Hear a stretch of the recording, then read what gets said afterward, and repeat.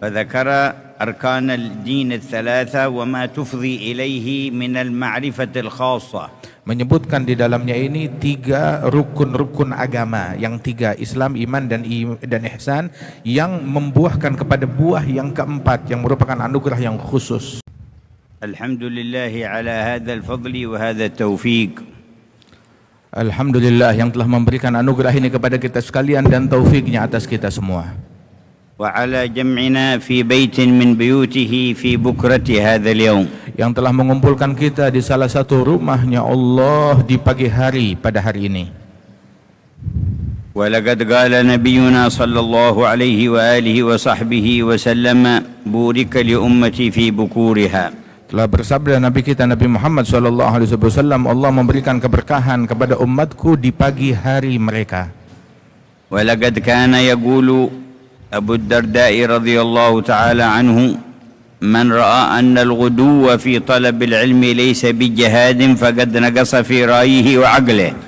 Dahulu Al-Imam Abu Darda, sahabat Rasulullah, telah berkata bahwasanya yang menganggap bahwa berpagi-pagi hari menuju salat subuh itu bukanlah jihad di jalannya Allah, berarti akal orang tersebut tidak beres. فنستفتح يومنا بطلب العلم الشريف بعد أن حضرنا صلاة جماعة الصبح العظيمة. Dan inilah kita berkumpul mengawali hari kita di dalam menuntut ilmu yang mulia ini setelah barusan kita melaksanakan salat subuh berjamaah. التي قال عنها نبينا من صلى الصبح في جماعة ظل في ذمة الله تعالى إلى أن يمسي. Yang disabdakan oleh Nabi kita Nabi Muhammad, barang siapa yang sholat subuh berjamaah maka dia berada di dalam jaminan, tanggungan dan asuransinya Allah hingga malam hari. ولقد صح في الحديث أنه قال صلى الله عليه وسلم من جاء إلى المسجد لا يريد إلا أن يتعلم بابا من أبواب الخير أو يعلمه كان له كأجر حاج تام حجته. Dan telah disebutkan di dalam hadis yang sahih bahwasanya Nabi kita Muhammad sallallahu alaihi wasallam beliau bersabda, barang siapa yang datang berjalan menuju ke masjid dan dia datang ke masjid tersebut semata-mata hanya ingin mempelajari satu bahasan, satu kajian ilmu dan kebaikan, maka Allah Ta'ala memberikan kepada orang tersebut pahala haji yang sempurna. فإذا كان سببا في مجيء غيره بسيارة أو بدراجة كان له أجره وأجر الذي أحضره معه. Dan apabila dia berjalannya dengan kendaraan, dengan mobil atau motor, maka dia pun juga mendapatkan pahala yang sama dan bersama orang-orang yang ikut naik bersamanya. وشكر الله تعالى لرئيس لجنة هذا المسجد مسجد الاستقلال والقائمين عليه وبارك في خطاهم وثبتهم على ما يحب أجر الخير لهم وعلى أيديهم. Semoga Allah memberikan balasan yang sebaik-baiknya, sebesar-besarnya kepada pimpinan Masjid Istiqlal ini, Imam Besar Profesor Nasaruddin Umar dan semua tim beliau di dalam ta'mir masjid ini, dan Allah menguatkan langkah kaki mereka di dalam keridhaan Allah Ta'ala. Amin. وأصلح الله أحوال المسلمين في إندونيسيا ومشارق الأرض ومغاربها. Dan semoga Allah memperbaiki keadaan muslimin di Indonesia dan di seluruh penjuru dunia di barat dan timur. ونحن خلال هذه الثلاثة الأيام بعد أن نؤدي فرض الجماعة نأخذ درسا من الدروس في هذا الكتاب لعلامة الدنيا الإمام عبد الرحمن بن عبد الله بالفقيه الذي شرح فيه الدائرة الإسلام والإيمان والإحسان والعرفان. Dan kita di dalam 3 hari ini, selama 3 hari ini, sehabis salat subuh insyaallah akan menjelaskan daripada kitab yang digubah oleh Al-Imam Allamatuddin Al-Imam Abdurrahman bin Abdullah Al-Faqih yang berjudul Fath Basairil Ikhwan, di dalam mensyarahkan lingkaran-lingkaran Islam dan iman dan ihsan dan irfan. عند انتهائنا من الدرس من أراد أن ينصرف ونقرأ من أذكار الصباح والمساء الواردة عن نبينا صلى الله عليه وسلم التي حثنا عليها ما جمعه الإمام الحداد وسماه الورد اللطيف يستغرق نحو 12 دقيقة. Dan ketika selesai majelis kita yang singkat ini, kita barang siapa yang ingin pergi meninggalkan tempat silahkan dengan kesibukannya, dan yang ingin duduk bersama-sama kita akan membaca daripada zikir yang disunahkan oleh Rasulullah yang disusun oleh Imam Abdullah bin Alul Haddad atau dinamakan Al-Wirdul Latif, yang kalau dibaca itu lebih kurang antara 10 sampai 12 menit saja. ونبدأ القراءة في الكتاب يبدأ القراءة فيها الكاهي أحمد بن عابدين رئيس مجلس العلماء ولاية شمال جاكرتا. Dan kita mendengarkan pembacaan kitab yang dibacakan oleh Kiai Abidin yang merupakan pimpinan Majelis Ulama Indonesia di Jakarta ini. ويتلوه عبد الله أنيق نووي رئيس قسم الدعوة في نهضة العلماء. Dan dilanjutkan oleh para kiai-kiai lainnya yang disebutkan. ويتلوه شهر الدين أرشد مدير معهد الأرشدية. Silakan dimulai. بسم الله بدون من بقرأ.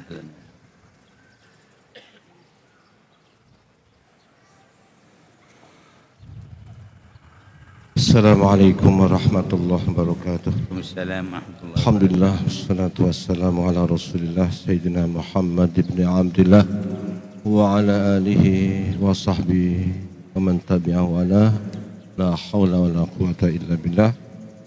قد قال الإمام الهمام العالم العلامة وجيه الدين عبد الرحمن بن عبد الله أحمد البفكي حسيني الحضرمي التريمي أطعن الله بطول حياته، وقال في هذا الكتاب في المقدمة نعم مقدمة المؤلف. بسم الله الرحمن الرحيم. الحمد لله الواحد المنان العظيم الإحسان المتفضل باللطف والتوفيق الإسلام والإيمان والإحسان والعرفان والإرشاد والبيان، باعث الرسل صلوات الله عليهم بالتحقيق والفرقان، ومخصص المصطفى صلى الله عليه وسلم من بينهم بالدعوة الجامعة لكل دعوة وبيان، أولا وآخرا وباطنا وظاهرا في جميع الشان.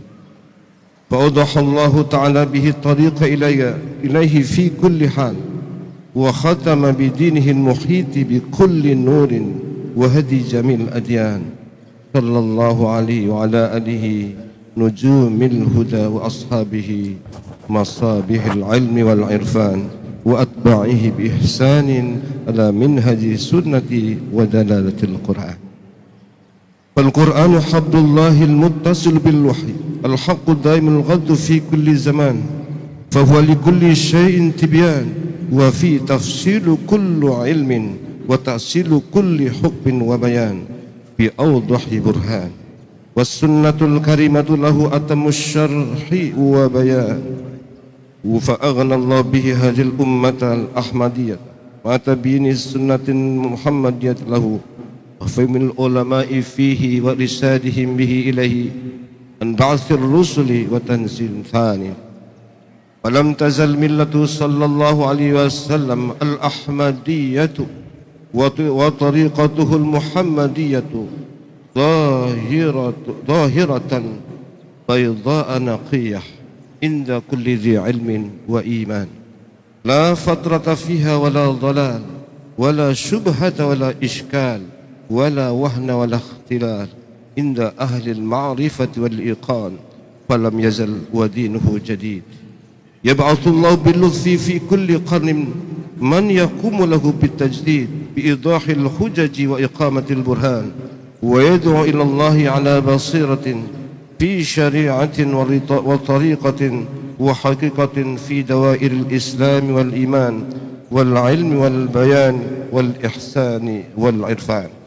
وبعد، فإن بعض الإخوان من أهل الله الموالين في الله على حق الإيمان في طريق الإحسان ألح علي وعول على أن أذكر له وصية جامعة التبيين لتكونه تبصرة وتذكرة نافعة في الدين، وطلب أن تكون شاملة في أوله وآخره كاملة في باطنه وظاهره على وجه الجمع بين كلام العلماء المتقين الأولياء العارفين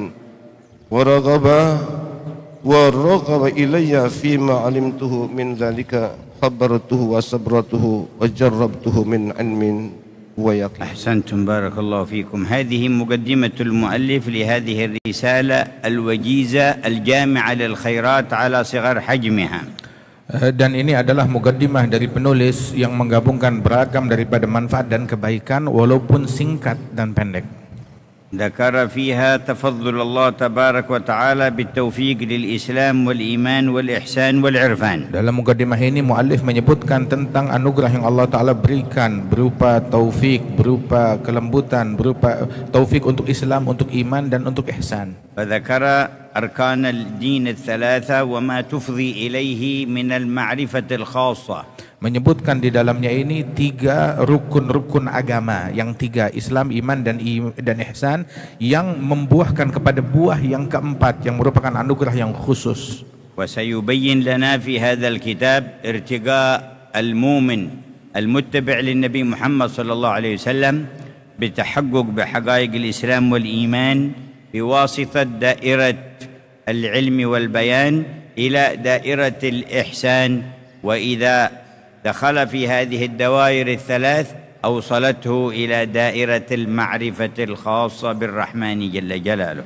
Dan disebutkan di sini manakala seseorang menekuni daripada nilai-nilai keislaman dan keimanan diiringi dengan keilmuan yang jelas, maka dia akan mencapai daripada derajat ihsan, yang mana dengan menekuni 3 rukun ini dia akan mencapai sebuah pengenalan yang khusus kepada Allah Subhanahu wa taala atau dikenal dengan irfan.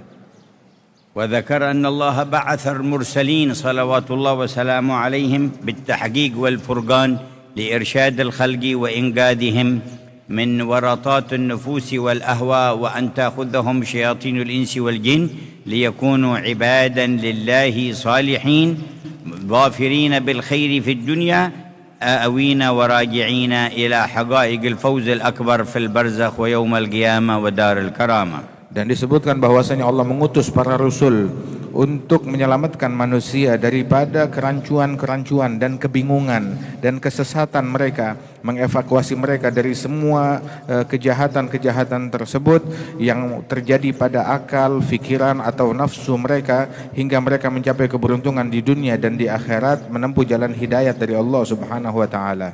فمن أيام أبينا آدم عليه السلام لم ينجح آدمي النجاح الصحيح الكامل في شان دنياه ثم تهيأ بذلك للسعادة في آخرته إلا بواسطة الأنبياء واتباعهم وأخذ ما جاءوا به عن الله تعالى. Dan dari sejak kedatangan dan turunnya ayahanda kita Nabi Adam ke alam dunia ini, tidak ada satu manusia pun yang selamat, tidak ada satu manusia pun yang menjadi manusia yang beruntung kecuali dengan mengambil dan menjalankan apa yang disampaikan oleh para nabi-nabi dan para rasul yang datang dari Allah Subhanahu wa taala. فإن الله تعالى لما أخرج أبانا آدم إلى هذه الأرض أوحى إليه فإما يأتينكم مني هدى فمن اتبع هداي فلا يضل ولا يشقى ومن أعرض عن ذكري فإن له معيشة ضنكا ونحشره يوم القيامة أعمى. Sesungguhnya Allah ketika menurunkan Nabi Adam ke alam dunia ini, maka Allah Subhanahu wa taala memberikan janji kepada Nabi Adam tersebut bahwasanya apabila datang kepada kalian hidayat dari Allah Subhanahu wa taala, maka barang siapa yang mengikuti hidayat tersebut, maka dia tidak akan menyimpang, tidak akan tersesat dan tidak akan menjadi sial. Dan barang siapa yang berpaling daripada hidayat yang datang dari Allah Subhanahu wa taala, maka akan aku timpakan kepada dia kehidupan yang susah, yang melarat di dunia dan akhirat. الله. فكان هذا حكم حكم به خالق السماوات والأرض على جميع بني آدم إلى يوم القيامة. Dan ini adalah hukum yang telah ditetapkan oleh Allah pencipta langit dan bumi. Ketetapan ini sampai kelak datangnya hari kiamat. ولذا نجد أن جميع الاتجاهات والحضارات التي قامت على مخالفة الأنبياء تفشل وتضمحل وتهلك تحت دائرة ومن أعرض عن ذكري فإن له معيشة ضنكا. Karenanya itu kita akan menemukan segala bentuk pemikiran, segala bentuk pergerakan, segala bentuk kemodernan yang melanggar daripada ajaran-ajaran Allah dan ajaran para nabi-nabi dan ajaran para rasul, maka akan berakhir dengan kegagalan dan kehancuran dan penyesalan. Sesuai dengan firman Allah Ta'ala, bagi orang-orang tersebut adalah kehidupan yang sulit, yang krisis bagi mereka orang-orang tersebut. فهم مهما ملكوا من الأموال أو وسائل المتاع في هذه الدنيا لا يملكون طمأنينة القلوب والنفوس، ثم بعد ذلك يتخبطون تخبطا، ثم بعد ذلك يصابون بالفشل في الحياة الدنيا وتضمحل أمورهم، والأكبر من ذلك والأشد والأعظم ونحشره يوم القيامة أعمى.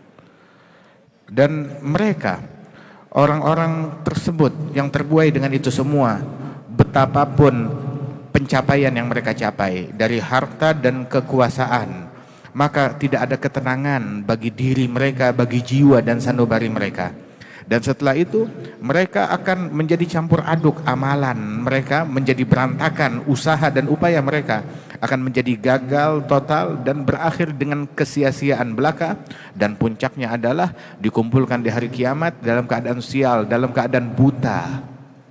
وقد بلغ الرسل صلوات الله عليهم ما أمرهم الله بتبليغه واهتدى من اهتدى بهم وفاز وسعد، وجميع معانديهم ومخالفيهم صاروا عبرا لكل عاقل على ظهر الأرض حلت بهم المثلات وهلكوا. Dan Allah Subhanahu wa Ta'ala telah memerintahkan para rasul, para utusannya, para nabi-nabi tersebut untuk menyampaikan apa yang diperintahkan oleh Allah Subhanahu wa Ta'ala.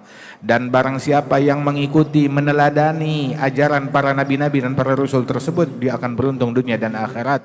Dan barang siapa yang melanggar daripada ajaran mereka, maka dia akan gagal dan celaka di dunia dan akhirat. وختم الله هؤلاء النبيين بسيدهم وإمامهم سيدنا محمد صلى الله عليه وسلم الذي شرفنا الله به وجعلنا خير أمة. Dan Allah menutup daripada semua para nabi-nabi yang diutus tersebut dengan kedatangan Nabi Muhammad SAW. Dengannya lah kita menjadi umat yang terbaik dan mulia berkat Nabi Muhammad. فاختص في رسالته بخصائص تميز عن الأنبياء من قبله. Sehingga Allah mengistimewakan dengan diutusnya Nabi Muhammad dengan beragam keistimewaan yang mengungguli dari para nabi-nabi yang terdahulu dan para rasul. دعوته جامعة لكل دعوة وبيان.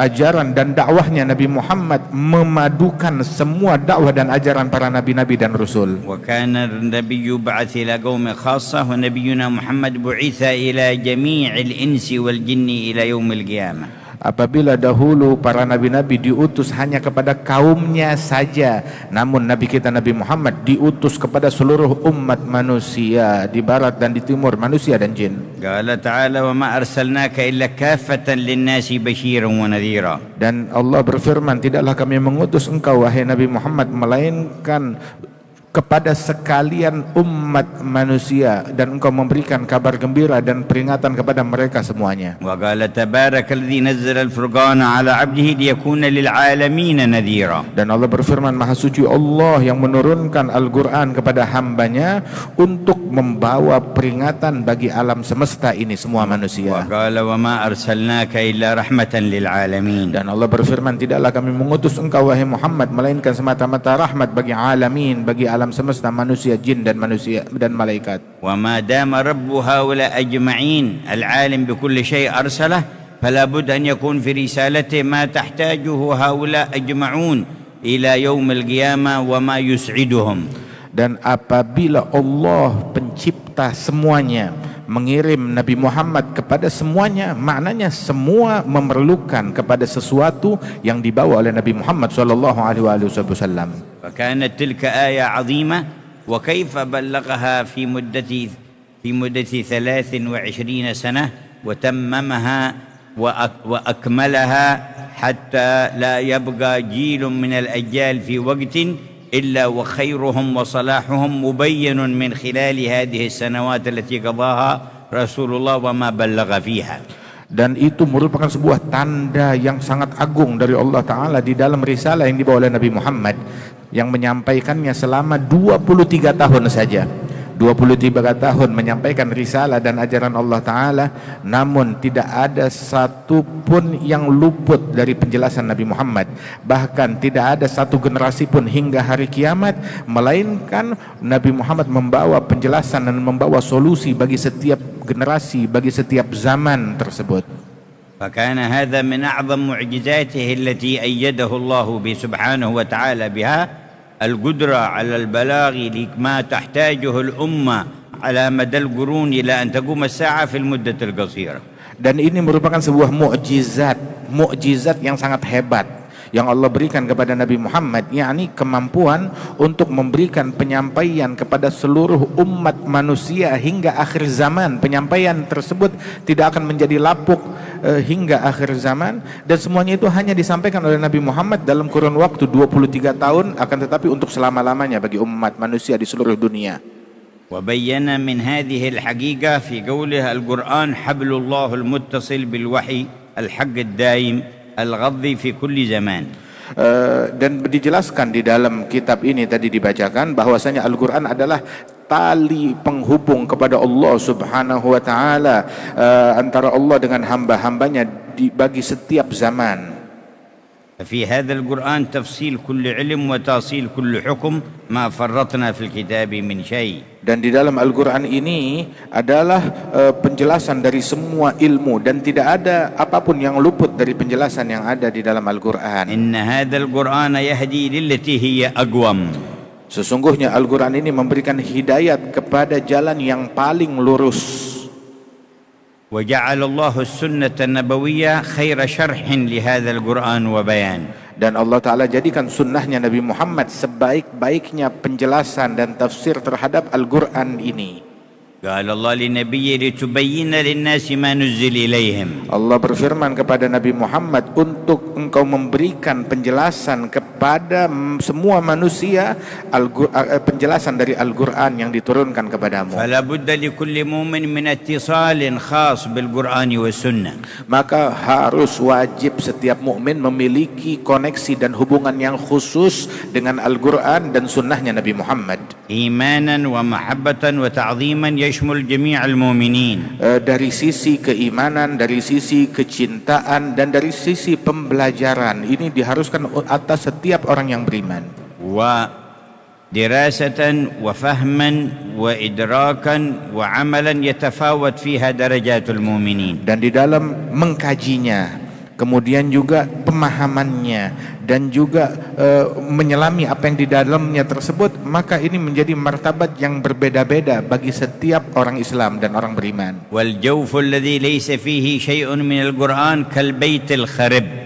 Dan disebutkan di dalam hadis, hati yang di dalamnya tidak ada apapun daripada Al-Quran ibarat rumah yang ditinggal lama, kosong, rumah yang bobrok. فالواجب على جميع المؤمنين إتقان سورة الفاتحة وإخراجها من خارجها لتصح لهم الصلوات.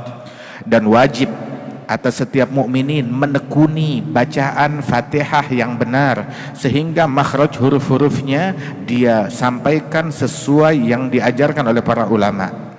ثم جعل الله سورا قصيرة يسهل حفظها وتأمل معانيها على عموم المؤمنين. Kemudian Allah Ta'ala juga menjadikan tuh surat-surat yang pendek. Di dalam Al-Quran banyak surat-surat yang pendek, agar apa? Mudah dihafal dan mudah dilantunkan oleh umumnya kaum muslimin. وجعل لها فضائل عظيمة.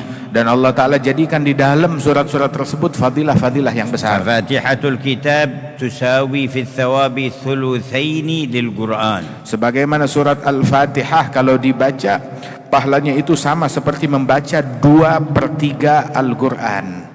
فتعجل قراءتها 3 مرات ثواب قراءة ختمتين. Apabila surat Al-Fatihah dibaca sebanyak 3 kali, berarti sama seperti menghatamkan Al-Quran sebanyak 2 kali. وسورة الإخلاص تعدل ثواب ثلث القرآن. Surat Al-Ikhlas kata Nabi Muhammad pahalanya itu sama seperti pahala membaca sepertiga Al-Quran. فقراءتها 3 مرات يعدل ثواب ختمة. Maka dengan membaca surat Al-Ikhlas 3 kali, surat Qul Huwallahu Ahad kita baca 3 kali, pahalanya seperti menghatamkan Al-Quran 1 kali. وسورة المعوذتين من أعظم ما يتحصن به المؤمن من شرور الإنس والجن. Dan surat Al-Mu'awwidhatain itu adalah sebaik-baiknya cara dan ikhtiar bagi seorang mukmin untuk membentengi dirinya dari segala keburukan dan gangguan dari manusia dan gangguan dari jin. ويحفظ من السحر وينحل عنه إن كان به إذا أكثر قراءتها. Dan juga membentengi dia, menjaga dia dari pengaruh sihir apabila sudah dia memperbanyak daripada surat Mu'awwidhatain tersebut, maka akan hilang pengaruh sihir yang ada pada dirinya. وآية الكرسي من قرأها بعد كل صلاة كان في ذمة الله إلى الصلاة الأخرى. Dan ayat kursi, barang siapa yang membacanya setiap sehabis waktu sholat 5 waktu, setiap habis sholat dia membaca ayat kursi, maka dia dibentengi, dijaga oleh Allah hingga waktu sholat yang berikutnya. ومن واظب عليها بعد كل فرض لم يكن بينه وبين الجنة إلا أن يموت. Yang merutinkan baca ayat kursi setiap sholat 5 waktu, maka antara dia dengan surganya Allah hanyalah kematian. وجاء أيضا في الخبر أن الذي يواظب على آية الكرسي بعد كل صلاة يتولى الرحمن قبض الروح بيده، أي يلطف به ويأمر الملك باللطف به عند نزع روحه. Dan diriwayatkan di dalam athar bahwasanya yang merutinkan baca ayat kursi setiap habis sholat 5 waktu, maka saat dicabut nyawa Allah yang menghandle sendiri proses pencabutan nyawa orang tersebut. Maknanya Allah akan melembutkan dan memudahkan bagi orang tersebut saat dicabut ruhnya. فوجود القرآن بيننا مع السنة المبينة له ثم فهم العلماء فيه من الصحابة وآل البيت وأتباعهم أغنانا الله به عن رسول آخر وعن تنزيل آخر، فلا نحتاج إلى نبي جديد ولا إلى كتاب جديد.